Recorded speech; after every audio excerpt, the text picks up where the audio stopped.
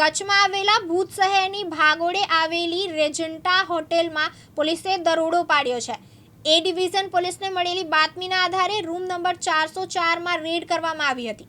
આ દરોડામાં ભુજ માર્ગ અને મકાન વિભાગના નાયબ કાર્યપાલક ઇજનેર સહિત કુલ 7 લોકો 3 પત્તીનો જુગાર રમતા પકડાયા છે।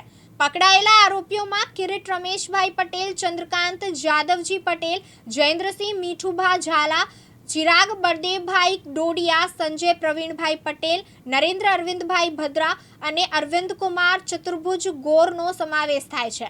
આ પૈકી કિરીટ પટેલ અને જયેન્દ્રસિંહ ઝાલા વિદેશી દારૂ પીધેલી હાલતમાં મળી આવ્યા હતા। પોલીસે આરોપીઓ પાસેથી 2 બોટલ વિદેશી દારૂ કિંમત ₹24,000, 8 મોબાઈલ ફોન કિંમત ₹4.70 લાખ, એક કાર કિંમત ₹10 લાખ અને ₹1.14 લાખની રોકડ રકમ મળી કુલ ₹16.08 લાખનો મુદ્દામાલ જપ્ત કર્યો છે।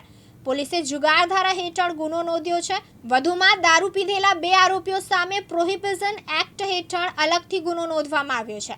જયશ્રી મહેતા, દિવ્યાંગ ન્યૂઝ, અંજાર, કચ્છ।